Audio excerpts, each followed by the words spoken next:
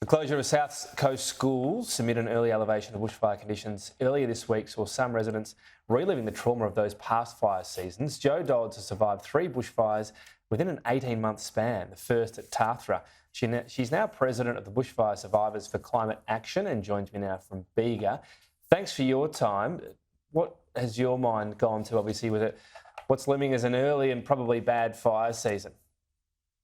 Yeah, Tom, look, I have to say it's quite terrifying to have had those 3 days earlier this week. The temperature was in the high 30s and we had really catastrophic winds to the point where we were under the declaration of a catastrophic fire day, a total fire ban, and then the schools were closed. And that is so unprecedented. I've worn that word out, but unprecedented for this time of year. So I can only describe it as terrifying for people in my community, not just because of the temperatures and the time of year that they were happening, but the thought that if it's this bad in mid-September, then what is summer going to be like? And we know that we're looking at a whole season right through spring and potentially through summer into autumn of my community being on high alert and responding to every whiff of smoke. And I can tell you, we can all tell if there's smoke in the air by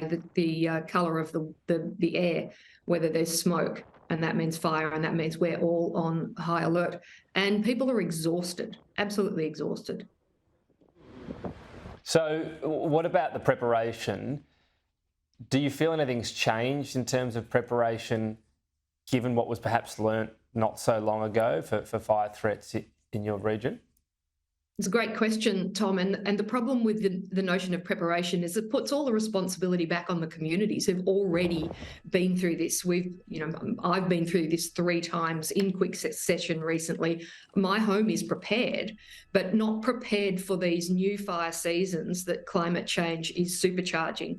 So the sort of conditions that we will be looking at, that we were looking at only this week, are such that if a fire started near me, we would not be staying and fighting because it's too dangerous. And that's the fire chiefs are warning us about that. They're telling us, get prepared, but also then leave. And if we have to leave, then we can't fight the fire. We can turn on the water pumps and the sprinklers are all going, but that's not enough. You need to be there in situ if you really want to be putting a fire out. So, Right. I think, yeah, we need the government to be taking responsibility for this, not sheeting it out to communities. So when you say that, what do you mean? What would you have liked to have changed in terms of government preparation? And I wasn't specifically saying you prepared, but a broad question. It can be what you do, your community, your local government, federal government, whatever. What is not happening in your view that should be? Well, the first thing, Tom, and the most important thing, is that we don't keep adding to the fuel in the environment. And I'm not just talking about the regrowth, I'm talking about the CO2 and other greenhouse gases, because all of the science has warned us that that was what was going to cause these increasing number of El Niños, a much more dry environment for much longer periods. It's increasingly difficult for authorities to do the sort of hazard reductions they need to, because it's either too dangerous or too wet. So we actually need emissions to come down to make the conditions a little bit safer, so that they're within a limit that we can respond to. Because at the moment, and the trajectory that we're heading to as a result of emissions, is going to make it so dangerous that there is nothing that we can do in community or literally that governments can do other than run away from those fires. So we're calling for an urgent. Sorry, Tom. I guess, that's okay. So in that approach, I'm just interested in the mindset of you and others in your group, but also in the community. Has there been a bit of a shift in thinking on the number of people who say they will stay and fight a fire versus set up the automated systems? It's obviously not as effective, but it's a lot safer for someone to do. Has there been a shift in people willing to stay? I hope the shift is away from staying, and certainly the advice we've all been given is that should anything but a trickling grass fire occur, to get the hell out. I know you've got images on the screen at the moment. Some of them are from Tathra.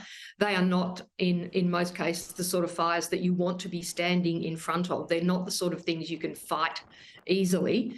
And if those fires become crowning forest fires, then water bombers might help, but we've only got a limited number of them. And we saw over the Black Summer there was no hope of stopping the number of fires that were burning simultaneously. And we're looking at another situation like that. And we've got so many people in our community who are already dealing with the trauma of those past fires. So it's a huge ask for them to be anywhere near another fire. And I think if they've been through that trauma, the safest thing for them to do is to leave. Unfortunately, that will increase the chance of their home burning down. Jo Dodds, appreciate your time today. Thank you. Thanks, Tom.